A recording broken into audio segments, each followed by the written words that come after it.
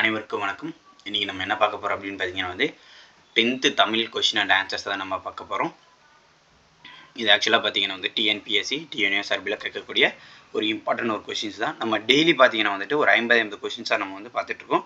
So அந்த வரிசையில் பார்த்தீங்கன்னா இன்றைக்கி தேர்ட் கிளாஸாக இன்றைக்கி நம்ம ஒரு 50 கொஷின்ஸ் தான் நம்ம பார்க்க போகிறோம். ஸோ ஃபஸ்ட் கொஷின் என்ன அப்படின்னு பார்த்தீங்கன்னா பொறுத்துக. கொண்டல் அப்படின்னா ஆன்சர் கொண்டல் அப்படின்னா என்னன்னு பார்த்தீங்கன்னா கிழக்கு. ஸோ கோடை அப்படின்னா மேற்கு, வாடை அப்படின்னா வடக்கு, தென்றல் அப்படின்னா தெற்கு. ஸோ ஆன்சர் என்ன அப்படின்னு பார்த்தீங்கன்னா 3-1-2. ரெண்டாவது கொஷின், தென்மேற்கு பருவக்காற்று இந்தியாவிற்கு எத்தனை விழுக்காடு மழைப்பொழிவினை தருகிறது? ஸோ ஆன்சர் என்ன அப்படின்னு பார்த்தீங்கன்னா 70. மூணாவது கொஷின், தாய்லாந்து மன்னரின் முடிசூட்டு விழாவிற்கு எப்பாடல்களை தாய்மொழியில் எழுதி வைத்து பாடுகிறார்கள்? ஸோ மூணாவது கொஷினுடைய ஆன்சர் என்ன அப்படின்னு பார்த்தீங்கன்னா திருவெம்பாவை, திருப்பாவை. நாலாவது கொஷின் என்ன அப்படின்னு பார்த்தீங்கன்னா பொறுத்துக. ஸோ நாலாவது கொஷினோட ஆன்சர் என்ன அப்படின்னு பார்த்தீங்கன்னா ஃபஸ்ட்டு கொஷின் என்ன அப்படின்னா மூச்சு அப்படின்னா என்ன அப்படின்னு பார்த்தீங்கன்னா காற்று. தாகம் அப்படின்னா நீர். உறைவது அப்படின்னா ஆன்சர் என்ன அப்படின்னு பார்த்தீங்கன்னா நிலம். ஒளி அப்படின்னா கதிரவன். ஐந்தாவது கொஷின், உலகம் ஐம்பூதங்களால் ஆனது என்றவர்? ஸோ அஞ்சாவது என்ன அப்படின்னு நல்லா பாருங்கள் கொஷினை உலகம் ஐம்பூதங்களால் ஆனது என்றவர். ஸோ ஆன்சர் என்ன அப்படின்னு பார்த்தீங்கன்னா தொல்காப்பியர். ஆறாவது கொஷின், வாயு வழக்கம் அறிந்து செறிந்தடங்கில் ஆயுள் பெருக்கும் உண்டாம் என்ற பாடலை பாடியவர்? ஸோ ஆறாவது கொஷின் என்ன அப்படின்னு பார்த்தீங்கன்னா ஆன்சர் ஔவையார். ஏழாவது கொஷின் பொறுத்துக. மேற்கு அப்படின்னா என்ன ஆன்சர் அப்படின்னு பார்த்தீங்கன்னா ஏழாவது கொஷின் ஃபர்ஸ்ட் ஆன்சர் என்ன அப்படின்னு பார்த்தீங்கன்னா குடக்கு. செகண்ட் ஒன்று வடக்கு அப்படின்னா ஆன்சர் என்ன அப்படின்னு பார்த்தீங்கன்னா வாடை. மூணாவது தெற்கு அப்படின்னா தென்றல். கிழக்கு அப்படின்னா குணக்கு. எட்டாவது கொஷின், முன்னீர் என்பதன் பொருள்? ஸோ எட்டாவது என்னன்னு பார்த்தீங்கன்னா முன்னீர் என்பதன் பொருள். ஸோ முன்னீர் அப்படின்னா என்னன்னு சொல்லலாம் அப்படின்னா கடல் அப்படின்னு சொல்லலாம்.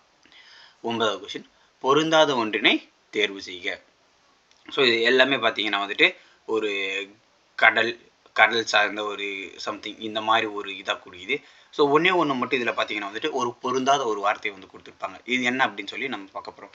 ஸோ 9வது கொஷினுடைய ஆன்சர் என்ன அப்படின்னு பார்த்தீங்கன்னா கடல்.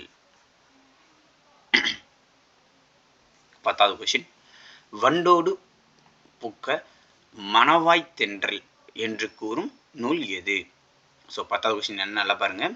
வண்டோடு புக்க மணவாய் தென்றல் என்று கூறும் நூல் எது? ஸோ 10வது கொஷினுடைய ஆன்சர் என்ன அப்படின்னு பார்த்தீங்கன்னா சிலப்பதிகாரம். 11வது கொஷின், பத்மகிரிநாதர் தென்றல் விடுதூது என்ற நூலின் ஆசிரியர்? ஸோ 11வது கொஸ்டினுடைய ஆன்சர் என்ன அப்படின்னு பார்த்தீங்கன்னா பலப்பட்டடை சொக்கநாத புலவர். ஸோ 12வது கொஸ்டின், வழித்தொழில் ஆண்ட உறவோன் என குறிப்பிடப்படும் மன்னன்? ஸோ 12வது கொஸ்டினுடைய ஆன்சர் என்ன அப்படின்னு பார்த்தீங்கன்னா கரிகாலன். 13வது கொஸ்டின், கரிகால் பெருவளத்தானை புகழ்வது பாடிய சங்ககால பொன் புலவர்? ஸோ 13வது கொஸ்டினுடைய ஆன்சர் என்ன அப்படின்னு பார்த்தீங்கன்னா வெண்ணி குத்தியார்.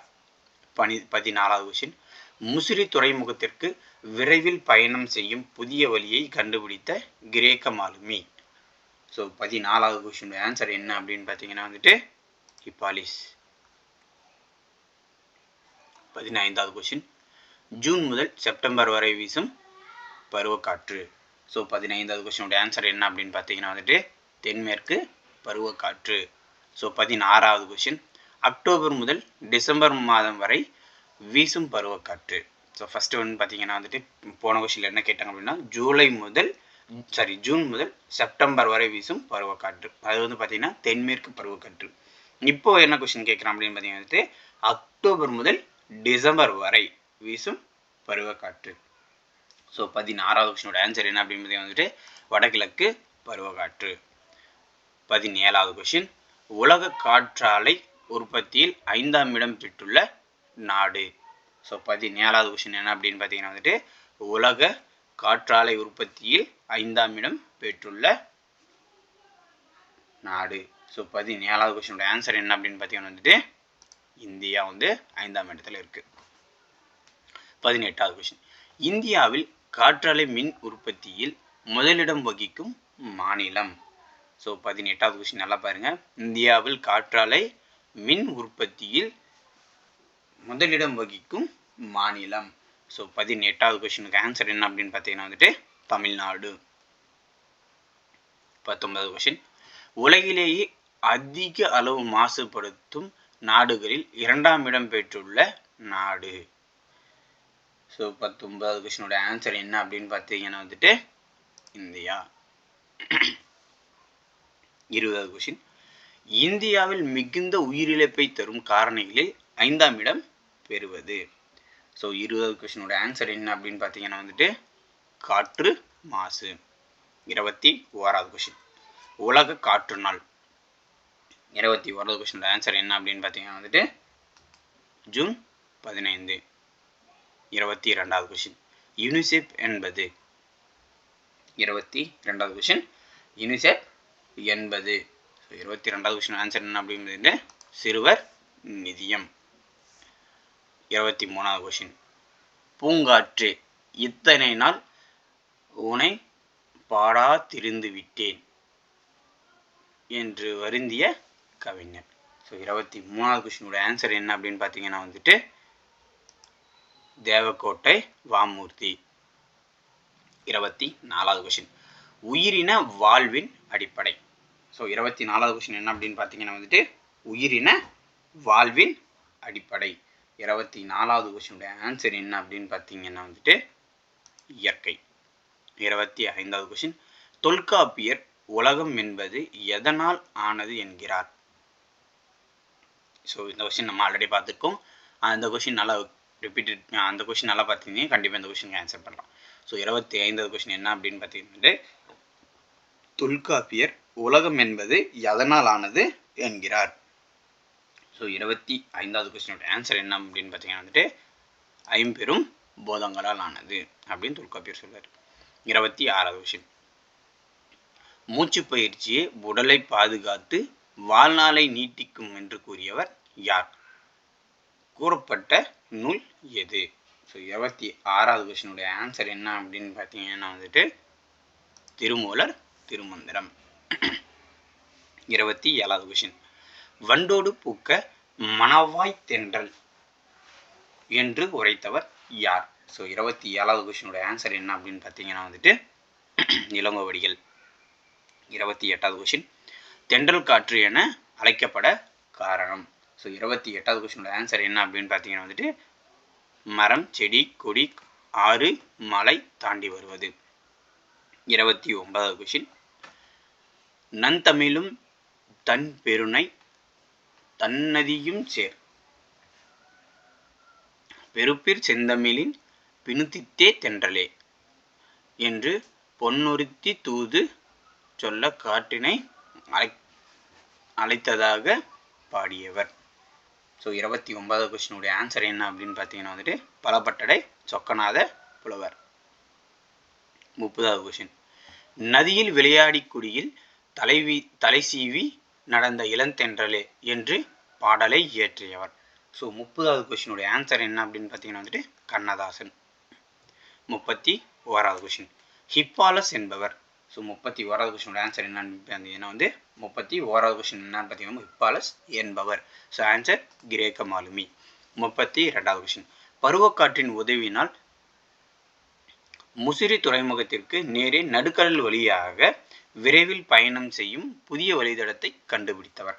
ஸோ 32வது கொஸ்டினுடைய ஆன்சர் என்ன அப்படின்னு பார்த்தீங்கன்னா வந்துட்டு ஹிப்பாலஸ். 33வது கொஸ்டின் ஹிப்பாலஸ் பருவக்காற்று என்று பெயரிட்டவர்கள். ஸோ 33வது கொஸ்டின் என்ன அப்படின்னு பார்த்தீங்கன்னா வந்துட்டு ஹிப்பாலஸ் பருவக்காற்று என்று பெயரிட்டவர்கள். ஸோ 33வது கொஸ்டினோட ஆன்சர் என்ன அப்படின்னு பார்த்தீங்கன்னா வந்துட்டு யவனர். ஸோ 34வது கொஸ்டின் ஹிப்பாலஸ் பருவக்காற்று கண்டுபிடிக்கப்பட்ட நூற்றாண்டு. ஸோ 34வது கொஸ்டினோட ஆன்சர் என்ன அப்படின்னு பார்த்தீங்கன்னா கிபி 1ஆம் நூற்றாண்டு. 35வது கொஸ்டின் வெண்ணி குத்தியார் என்பவர். ஸோ 35வது கொஸ்டின் என்ன அப்படின்னு பார்த்தீங்கன்னா வந்துட்டு வெண்ணி குயத்தியார் என்பவர். ஸோ 35வது கொஸ்டினோட ஆன்சர் என்ன அப்படின்னு பார்த்தீங்கன்னா வந்துட்டு சங்ககால பெண்புலவர். 36வது கொஸ்டின் கலியியல் யானை கரிகால் வளவ என்று பாடியவர். 36வது கொஸ்டினுடைய ஆன்சர் என்ன அப்படின்னு பார்த்தீங்கன்னா வந்துட்டு வெண்ணி குயத்தியார்.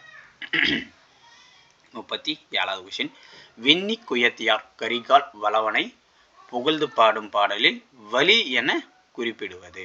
ஸோ 37வது கொஸ்டினுடைய ஆன்சர் என்ன அப்படின்னு பார்த்தீங்கன்னா வந்துட்டு காற்று.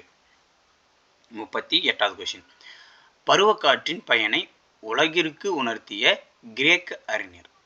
ஸோ நல்லா பாருங்கள் கொஸ்டினாக வந்துட்டு 38வது கொஸ்டின் பருவக்காற்றின் பயனை உலகிற்கே உணர்த்திய கிரேக்க அறிஞர். ஸோ 38வது கொஸ்டினுடைய ஆன்சர் என்ன அப்படின்னு பார்த்தீங்கன்னா வந்துட்டு ஹிப்பாலஸ்.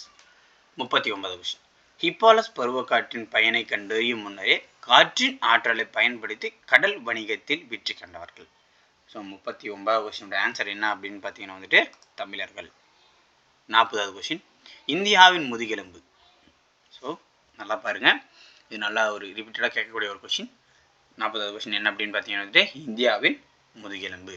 ஸோ 40வது கொஸ்டினோட ஆன்சர் என்ன அப்படின்னு பார்த்தீங்கன்னா வந்துட்டு வேளாண்மை. 41வது கொஸ்டின் காற்றுத்தாழ்வு மண்டலமாய் தவழ்ந்து புயலாய் மாறும் காலம். ஸோ 41வது கொஸ்டினோட ஆன்சர் என்ன அப்படின்னு பார்த்தீங்கன்னா வந்துட்டு வடகிழக்கு பருவகாலம். 42வது கொஸ்டின் வலிமிகின் வழி இல்லை என்று பாடியவர் யார், நூல் எது? ஸோ 42வது கொஸ்டினோட ஆன்சர் என்ன அப்படின்னு பார்த்தீங்கன்னா வந்துட்டு புறநானூறு ஐயூர் முடவனார்.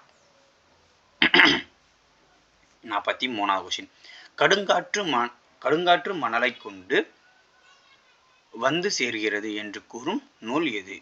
கூறியவர் யார்? ஸோ 43வது கொஸ்டினோட ஆன்சர் என்ன அப்படின்னு பார்த்தீங்கன்னா வந்துட்டு புறநானூறு மதுரை இளநாகனார்.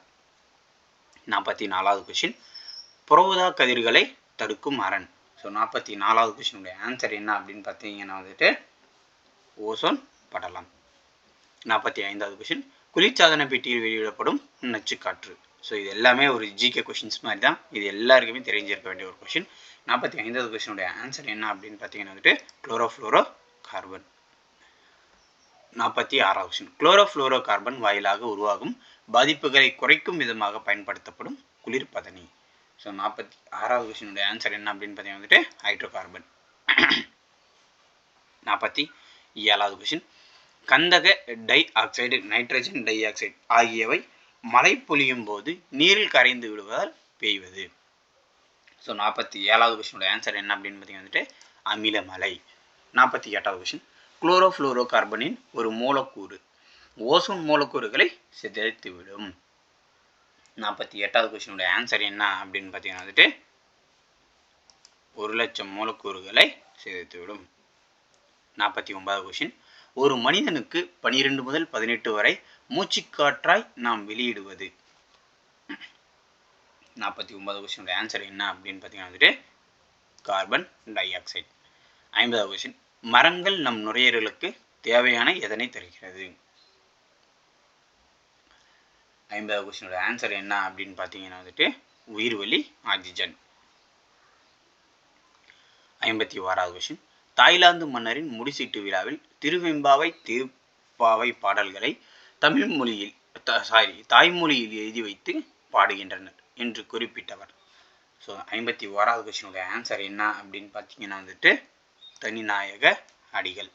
52வது கொஸ்டின் இயற்கை கூறுகளில் எதின் பங்கு கூடுதலானது? ஸோ 52வது கொஸ்டினுடைய ஆன்சர் என்ன அப்படின்னு பார்த்தீங்கன்னா வந்துட்டு காற்றின் பங்கு கூடுதலானது. 53வது கொஸ்டின் கேட்கிறதா என் குரல் என்னும் பாடப்பகுதி யாருடைய குரலாக எதிரொலிக்கிறது? ஆன்சர் காற்று. 54வது கொஸ்டின். தாஜ்மஹால் கட்டப்பட்ட நூற்றாண்டு.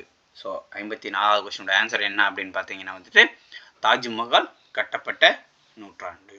ஸோ 54வது கொஸ்டினோட ஆன்சர் என்ன அப்படின்னு பார்த்தீங்கன்னா வந்துட்டு கிபி 17ஆம் நூற்றாண்டு. ஸோ இதோட இந்த பார்ட்டில் வந்துட்டு ஒரு 54 கொஸ்டின் நம்ம பார்த்துருக்கோம். எல்லாருக்கும் பிடிச்சிருந்தா ஒரு லைக் பண்ணுங்கள், ஷேர் பண்ணுங்கள், கமெண்ட் பண்ணுங்கள், சப்ஸ்கிரைப் பண்ணுங்கள். So thank you guys.